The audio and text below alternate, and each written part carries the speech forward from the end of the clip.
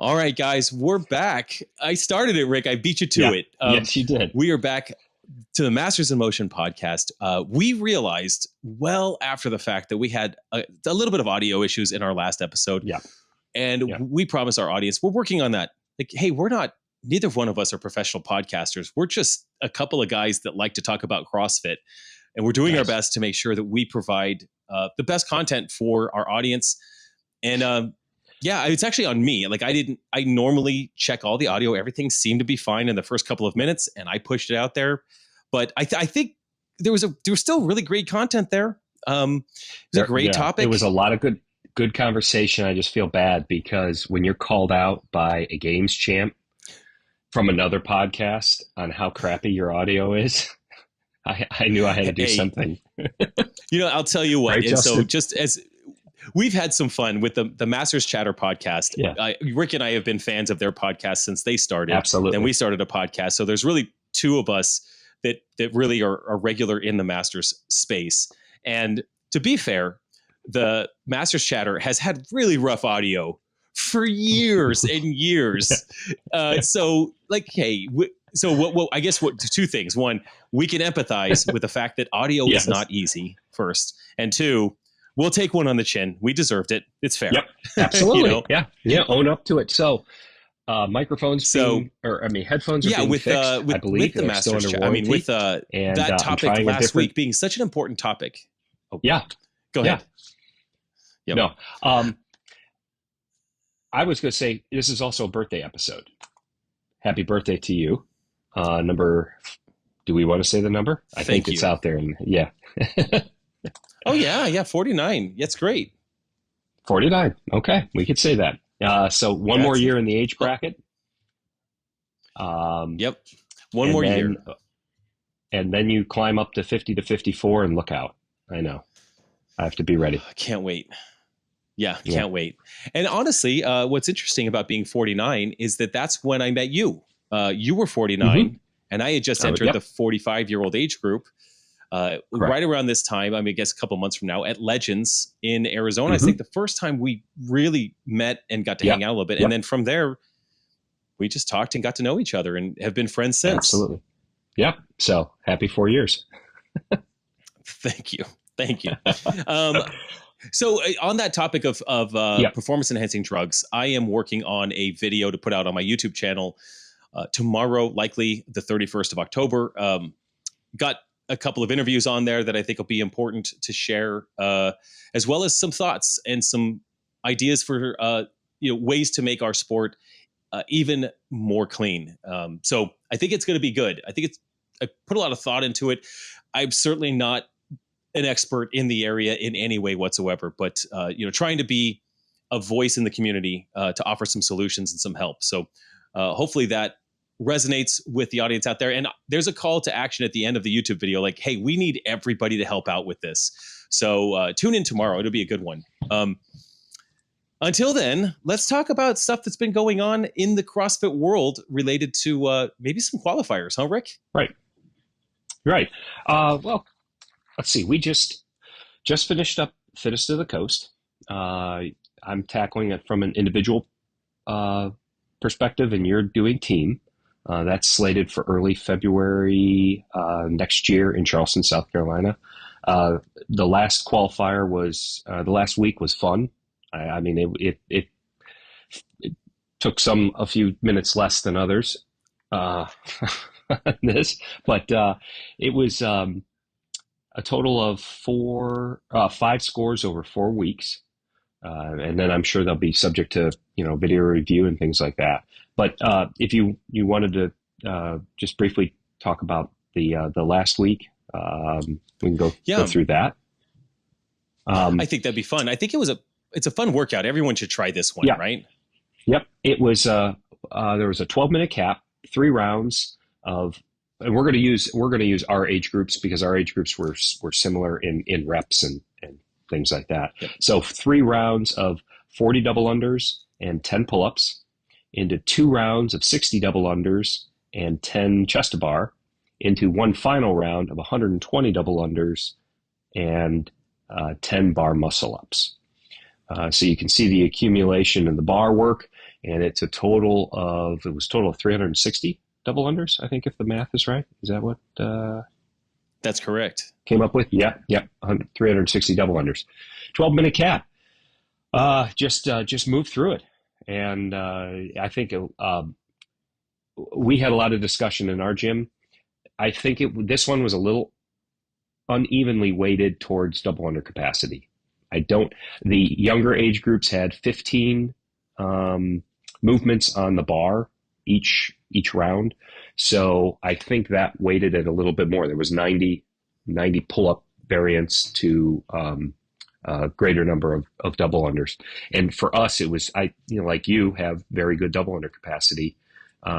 You don't waste a lot of time. You can buzz right through them. Or a few of us were taking a few more breaks over the course of those 6 to 9 minutes. What were your thoughts on it?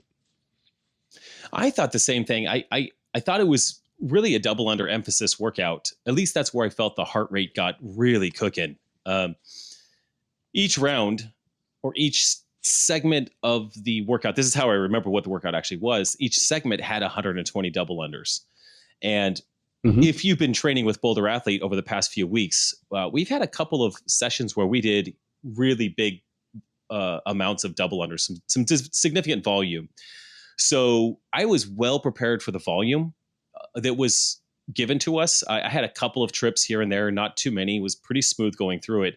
But I was surprised, even by the third round of just 10 pull-ups or 40 double unders into 10 pull-ups, at how high my heart rate was even at that point.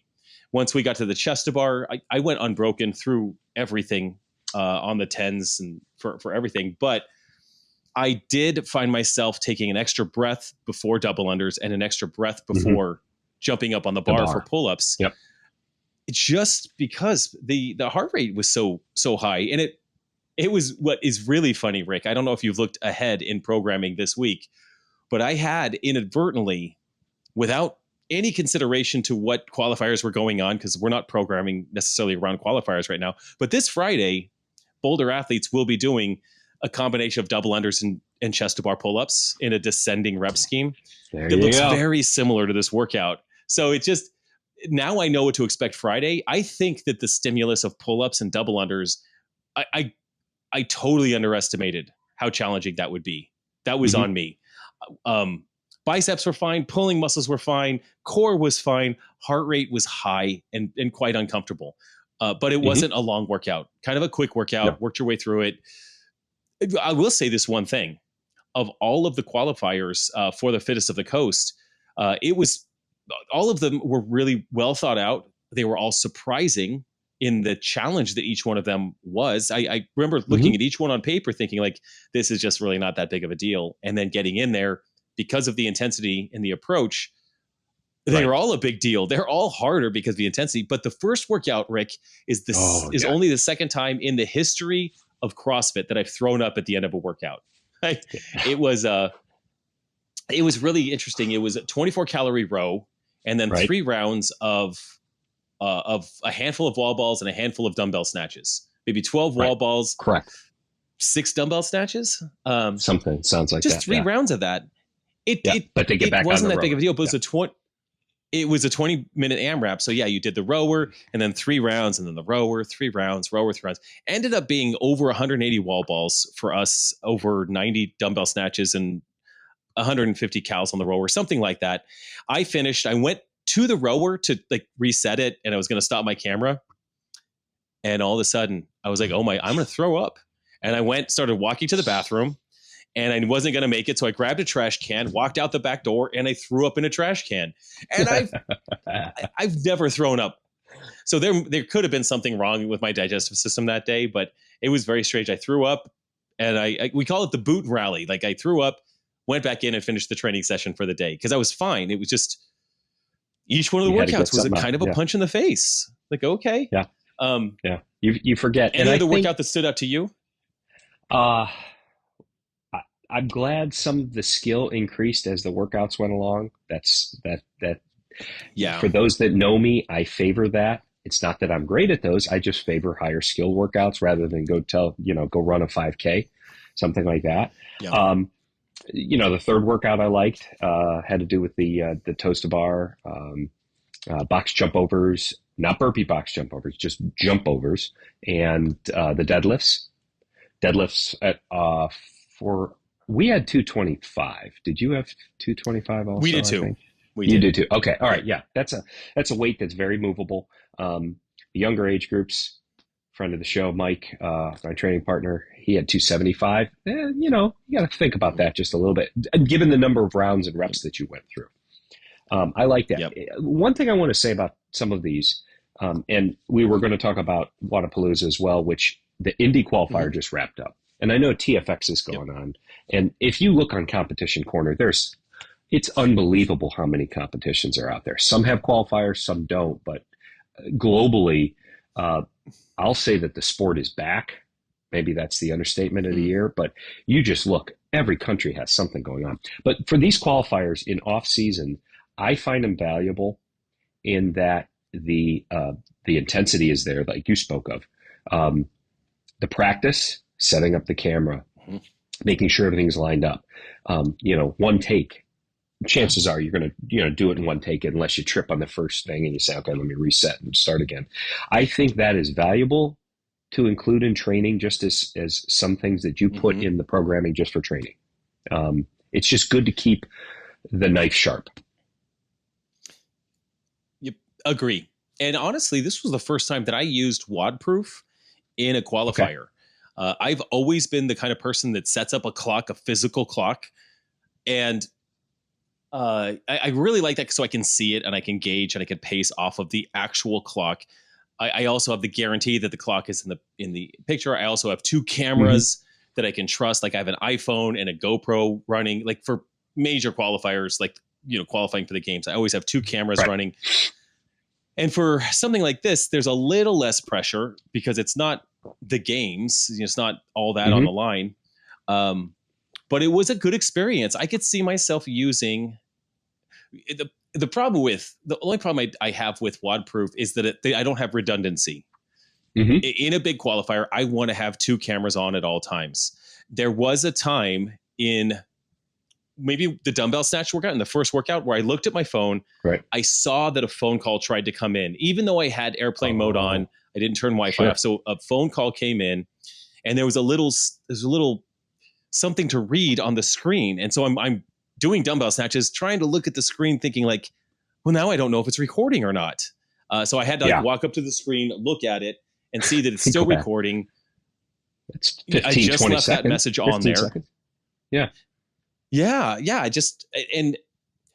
There's no perfect solution, but that is one of the reasons why I liked it, because it was simple. I liked it because it recorded. The time is on there. It uploads, all that stuff. On the other hand, I always do like having two cameras on and a physical clock because I'm old school. So I'm going to find some solution probably this year that has both, where I'll have two cameras. One of them has WOD-proof. The other one has a clock. Because I've also thought about, like, what if something happens to my clock? If I lose my clock, I lose the workout, right? So there's redundancy in the clock. And I usually have like athletic tape ensuring that the clock is, that the plug is, locked into the clock. I put weights on the ground to make sure someone doesn't trip over like the extension cord. So, I'm a little neurotic. What am I going to do? And that's nothing wrong with that, because it's discipline behavior that has shown to have success. So think of it that way. Yeah. I mean, and it's an anxiety. I'm just anxious. I don't want to mess it up. So it's really funny in a qualifier, regardless of what qualifier it is, you are trying to provide the best video you can for someone that's going to watch your performance on a screen, recorded by something that has a camera that's, the size of the tip of my pinky. So you got to make it clear and make it easy for the judges always. Yeah. Yeah. I mean, if I'm going to get beat, I want to get beat by somebody who's faster or stronger than me, not because camera falls over, cord gets unplugged or something like that. Yes. That's no good. 100%. Well, hey, were there any of the workouts in for the Wodapalooza qualifier that you found particularly interesting? Yeah, I do have one. Workout 3, individual workout 3. It was a choose your own adventure. We haven't seen that in a while. A 20-minute time cap. And just for our listeners, so we don't, I think people get lost with saying this. It was a triplet of toes to bar, box jump overs, and they're reinforcing the box step down required, and alternating dumbbell snatches. So it was do option number 1, do the total chipper style. Option number 2 was do 10 rounds of it. Option 3 was do 2 rounds of it. And option 4 was a reverse chipper style. Do it in reverse. Yep. So I don't know. I don't know what the right. It's over with. I mean, I suppose I could go ask a couple of guys who did this and see which one they chose. But I mean, it was what would you total of. How would you do this? It's really gross.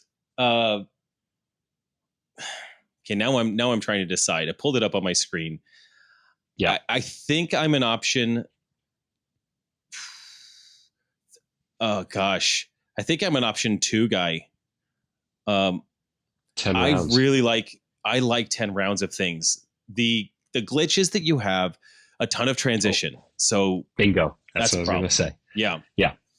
But do the transitions weigh equally to if you just go chipper style, you're inevitably going to rest in between.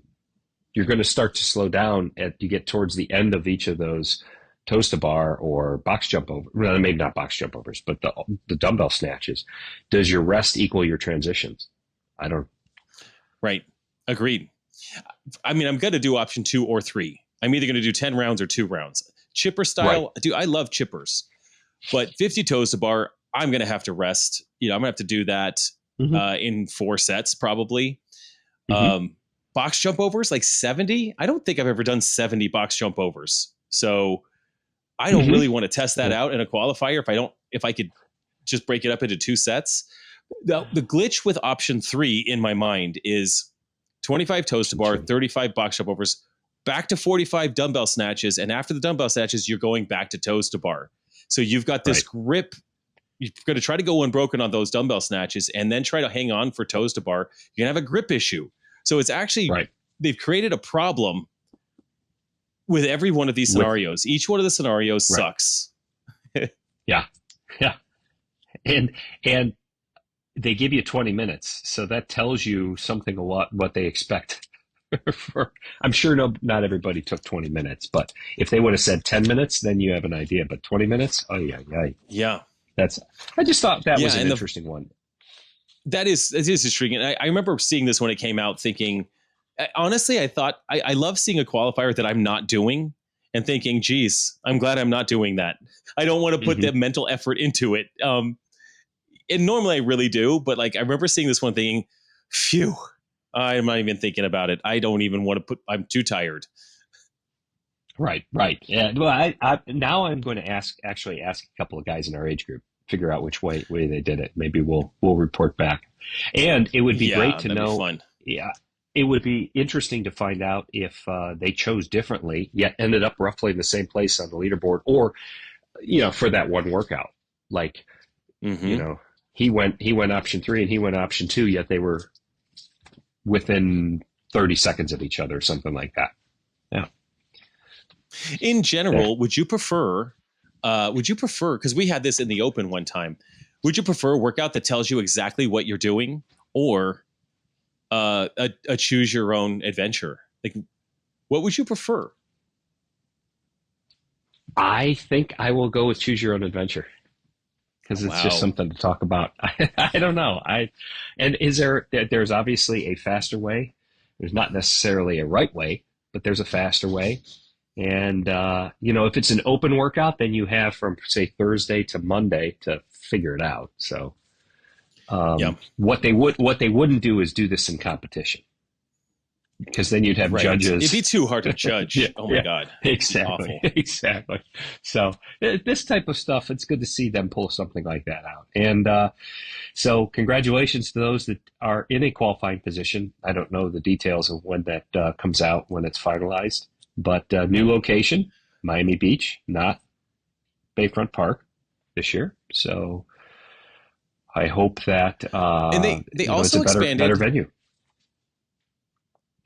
Yeah, go ahead. They also expanded the field a little bit. Talk about that over the past year, Right. where they shrunk the field a little bit. They've reinvested Yeah. a bit. Yeah, we've poo-pooed that on this podcast, certainly, because last year we had, in some of the upper age groups, there were just five invited, and then unfortunately someone will get hurt or not show. You're down to, three people competing against each other. That's just like working out in the gym with your buddies. That's not, in my opinion, a competition. It's just hard to do that. I noticed for our age group there were 10 this year, and I think for yours 15, but I could be fact checked on that. Yeah, that's very well cool. off, that, and I think that has to do with space, not knowing, but I just imagine it's going to be. I would not be surprised if they turned what you had out in California into something built on the beach there in Miami. If you think that might be possible.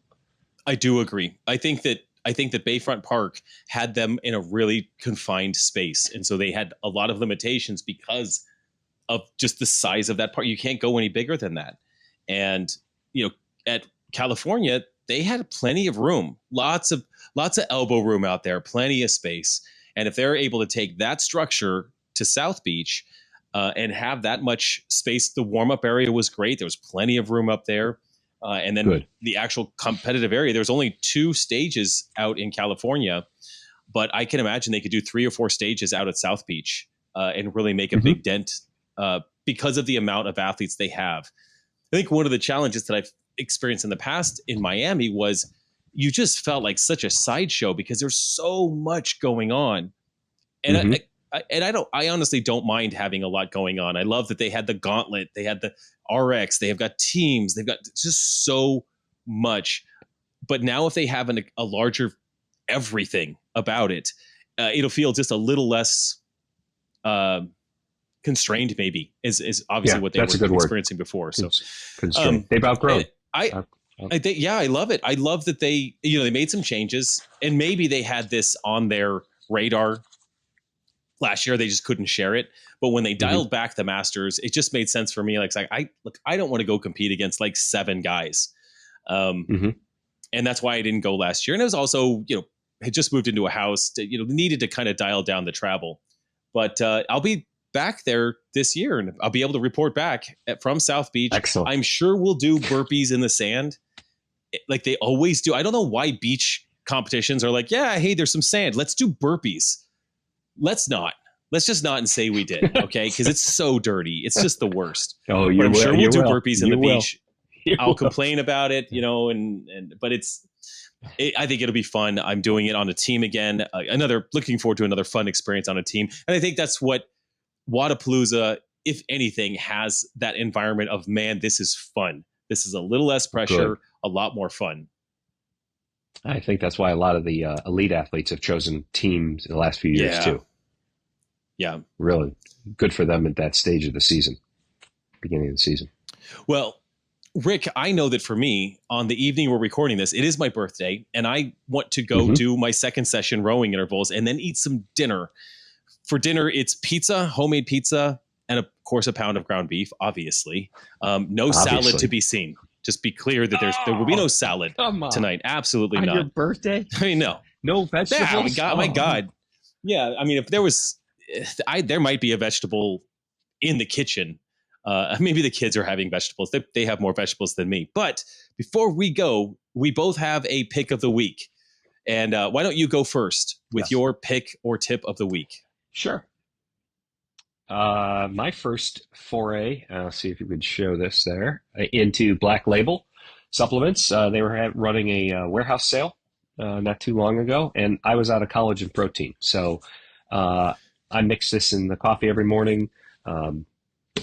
Like it, I try to believe that it's helping slow down the aging process with joints and all the aches and pains. So unflavored, mixes well. Pretty happy so far, but I have not been dedicated to Black Label like you and some other athletes have. So this is an experiment for me, and excited to make my way through the tub. Very cool. And as a side note, since the last couple of weeks, we've been focused on that topic of like supplements or tainted supplements or performance enhancing stuff, all that stuff. Black Label is built for athletes, so their stuff is tested, third-party tested prior to packaging and post packaging, because sometimes that can happen there. So they're just good. I mean, I trust them. I've trusted them for years. I know Mike Kern has really great things to say about them as well, as we had him on the show, and we were just like, hey, we just don't deviate from the things we know are clean and work. Right. You know what, Rick, I'm really excited to see that you with the collagen, like your nails will be stronger, your hair will be thicker. This is what we're going for, you know? Yeah. Lord, I need it. We use the collagen. We use the collagen around here as well. For me, you reminded me, you sent me an article, which was really funny because it was a good read on apple cider vinegar. And while I don't have a viewable container of apple cider vinegar with me, I should have brought it in. But I always have bottles of apple cider vinegar in the cabinet. And I drink apple cider vinegar with my water every morning. And it is a natural ancient remedy is what it's often touted as. But it does have some studies that show that it helps regulate blood sugar levels. So it helps keep you from the spikes and the valleys. It's known to do that. It's known to suppress appetite. So I have often had with my nutrition clients, you know, they're often, if they're trying to lose weight, sometimes they'll get hungry. There's lots of ways to deal with that by actually eating. But also, if you pour some apple cider vinegar into water or lemon juice into water, you know, when you're a little bit hungry or you're snacky, that tends to be an appetite suppressant. And so it's very good for that. Or maybe you are intermittent fasting and you don't want to eat until 11 a.m., noon, 1, 2, 3 in the afternoon, whatever. I mean, I don't ever do that. But if someone does, they could add apple cider vinegar to their drink throughout the morning to help suppress their appetite. And then the last thing, at least in the article that you sent me, said this, and I completely agree. Do not shoot apple cider vinegar raw. It's way, way, way too acidic. You will lose enamel on your teeth by doing stuff like that. So we don't want that. It's also awful if you do that. I don't actually measure my apple cider vinegar in my water. I just do a splash, and every once in a while it's a little aggressive, and I don't notice until I've finished and my throat is on fire. So you don't have to get crazy with this stuff. But I've been using apple cider vinegar in my water for like 12 years. And I wish I could say that this was like a sponsored post. It's not at all. It saved me from heartburn. I took like Zantac or Pepcid, whatever. I took some over-the-counter heartburn medication for about 10 years every day, which is insane. We don't ever want to do that. Prior to apple cider vinegar, started drinking apple cider vinegar in my water. Heartburn's been gone. So it's a magic elixir, and it will get you to the CrossFit Games. Just going to say that right now. It is, that's the secret. Take it. That's the one thing, Rick. It's just, you just got to drink apple cider vinegar. I see people just chugging it. Please don't do that. No, that's good stuff. Don't do that. It is good stuff. So that's my it's my tip of the week, and you may like it, you may hate it, but I know a lot of people try it. And they enjoy it. Yeah, it's an acquired taste. It's not Rick, with every glass of water. It's just one time a day. No, not everyone. Now and again, like I basically don't drink water that doesn't have something in it. Like my first water in the morning has apple cider vinegar, and then I have another shaker of water before I train with Element, and then I have a shaker after I train that has protein in it. Another shaker before my second session. It's got Element. Before bed, I've got water with Third Z.